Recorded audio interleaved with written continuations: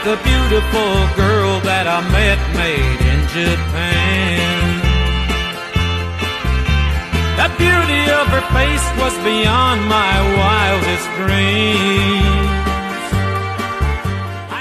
Assalamualaikum warahmatullahi wabarakatuh. Perkenalkan, nama saya Ersa Depa Agustin dengan NIM 202505017 dari Prodi S1 Farmasi. Di sini melalui video ini saya ingin menyampaikan kultum singkat saya yang berjudul Bijak Menggunakan Obat, Cermin Keimanan Seorang Muslim.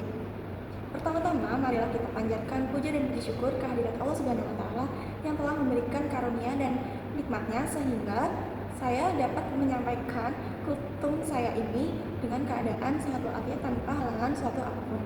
Kedua kalinya, selawat beserta salat, marilah kita panjatkan ke junjungan Nabi besar kita, Nabi Muhammad SAW, karena beliau telah membawa kita dari zaman kebodohan menuju zaman yang penuh ilmu pengetahuan seperti yang kita rasakan pada hari ini. Baiklah, langsung kepada penjelasan kultum. Teman-teman sekalian, kita sebagai seorang muslim diajarkan untuk menjaga barang yang telah dititipkan kepada kita dari Allah Subhanahu wa Ta'ala, termasuk tubuh kita sendiri.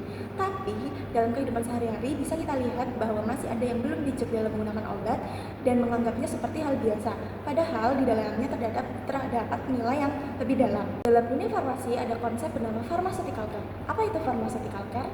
Yaitu bahwa obat yang diberikan bukan hanya memberikan produk saja, tetapi ada bentuk tanggung jawab untuk menjamin hasil terapi yang optimal dan artinya meningkatkan kualitas hidup pasien. Artinya ada hubungan antara obat, tenaga kesehatan, dan pasien. Selanjutnya, jika dikaitkan dengan konsep keislaman, yaitu maqasid syariah yang dirumuskan oleh Imam Asy-Syatibi, beliau mengatakan bahwa salah satu tujuan utama syariat Islam diturunkan adalah hifdzun nafs, yaitu menjaga jiwa. Hal ini menunjukkan bahwa kesehatan termasuk penggunaan obat termasuk bagian dari tujuan syariat. Secara teoritis, kesehatan merupakan salah satu sarana untuk menjalankan tujuan penciptaan manusia, yaitu beribadah kepada Allah Subhanahu wa Ta'ala. Namun, dalam kehidupan sehari-hari, seringkali kita menemukan bahwa banyak dari kita atau orang-orang yang masih belum bijak dalam menggunakan obat, yaitu berdasarkan kebiasaan atau asumsi pribadi, bukan dari ilmu yang benar atau mengonfirmasikan kepada tenaga kesehatan. Sebagai contoh, masih banyak orang yang belum bijak dalam menggunakan antibiotik. Antibiotik bisa disalahgunakan dengan tidak memberinya sesuai dengan resep dokter dan tidak menghabiskannya. Hal ini dapat menyebabkan resistensi antibiotik yang bisa berdampak luas. Hal ini juga menunjukkan bahwa penggunaan obat yang tidak bijak bukan hanya berdampak pada diri sendiri, tetapi pada orang lain juga. Teman-teman sekalian, tubuh kita ini merupakan amanah dari Allah Subhanahu wa Ta'ala, yang berarti kita harus bertanggung jawab menjaga tubuh kita ini termasuk dalam penggunaan obat. Oleh karena itu, ketika kita menggunakan obat dengan benar, hal itu bukan hanya berdampak secara medis, tetapi menjadi bentuk ikhtiar yang bernilai ibadah. Hal ini sejalan dengan sabda Rasulullah SAW, yaitu, berobatlah wahai hamba-hamba Allah, karena sesungguhnya Allah tidak menurunkan suatu penyakit kecuali Dia juga menurunkan obatnya. Jadi, ketika kita disiplin menggunakan obat, yaitu menjadi bentuk wujud taat kita kepada Nabi untuk mengusahakan kesembuhan. Di sisi lain, perlu kita ingat dan kita ketahui bahwa sesungguhnya kesembuhan hanya datang dari Allah Subhanahu wa Ta'ala.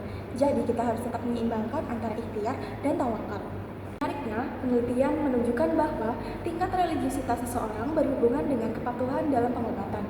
Artinya, semakin baik keimanan seseorang, semakin disiplin dalam menjaga kesehatannya. Hal ini juga didukung dengan penelitian lain yang menyebutkan bahwa seorang muslim cenderung lebih berhati-hati dalam menggunakan obat serta lebih patuh terhadap aturan yang ada. Sebagai penutup, mari teman-teman semua, mari rubah cara pandang kita.